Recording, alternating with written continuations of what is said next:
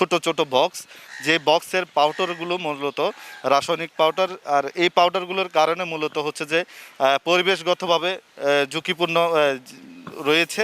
আপনারা হয়তো গতকাল একটি দুর্ঘটনার খবর আপনারা পেয়েছেন, যে সেখানে 9 জন মানুষের মৃত্যু হয়েছে।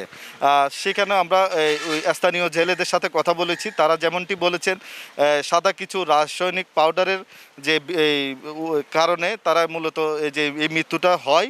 আর এই পাউডারগুলো মূলত এইখানে আমরা এই বাটিয়ারিস্থ হচ্ছে যে আপনার সোনারগাঁ পেট্রোল পাম্পের একটু দক্ষিণ পাশে আমরা এসেছি। সেইখানে আপনার হচ্ছে যে খালের উপর দিয়ে ছোট একটা ব্রিজ, সেই ব্রিজটা পার হওয়ার পরেই আমরা দেখতে পেলাম একটা টিনের ঘেরা। সে টিনের ঘেরাটি পার হওয়ার সাথে সাথে আপনারা হয়তো দেখতে পাচ্ছেন যে এইখানে আপনার এই বক্স দেখা যাচ্ছে। সে বক্সে হচ্ছে যে আপনার ভিতরে বক্সের ভিতরে আপনারা হয়তো দেখতে পাবেন যে রাসায়নিক পাউডারগুলো সেগুলো আছে। আর এইখানে এক অসাধু ব্যবসায়ী, তার যে লিটন নামের এক ব্যবসায়ী, তিনি এইখানে এগুলো সংরক্ষণ করে রেখেছেন। এই বক্সগুলো আসলে যদি খোলা হয় আপনাদেরকে হয়তো আমরা নিরাপত্তার সাথে দেখানো সম্ভব হচ্ছে না। এগুলো যদি ওপেন করা হয় সেখান থেকে হচ্ছে আপনার রাসায়নিক পাউডারগুলো পাওয়া যাবে।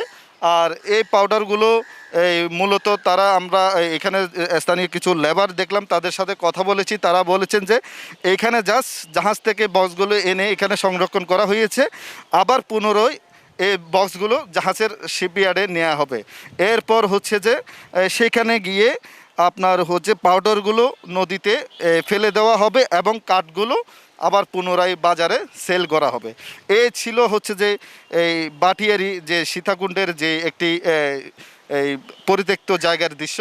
আপনারা হয়তো আমরা আপনাদেরকে দেখানোর চেষ্টা করেছি যে যে সারি সারি এখানে বক্স রাখা হয়েছে, সেই বক্সগুলোতে মূলত হচ্ছে যে এই রাসায়নিক পদার্থ।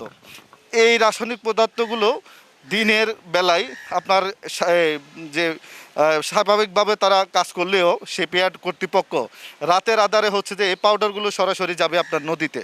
তো সেখানে হচ্ছে যে পরিবেশ অধিদপ্তর প্লাস হচ্ছে যে বিস্ফোরক অধিদপ্তর, এখানে যারা পরিবেশগত বা পরিবেশ নিয়ে কাজ করে তাদের দৃষ্টি আকর্ষণ করব যে এই ধরনের পরিবেশ ঝুঁকিপূর্ণ বিষয়গুলো আপনারা নজরে আনবেন। আর আপনারা হয়তো আরেকটি বিষয় দেখতে পাচ্ছেন যে সাধারণ কিছু লোকজন ওয়ার্কার যারা কাজ করছেন তাদের সাথে আমরা কথা বলেছি।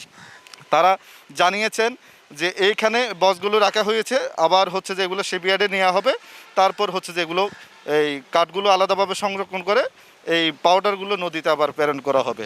এই ছিল চট্টগ্রামের সীতাকুণ্ড থেকে সর্বশেষ।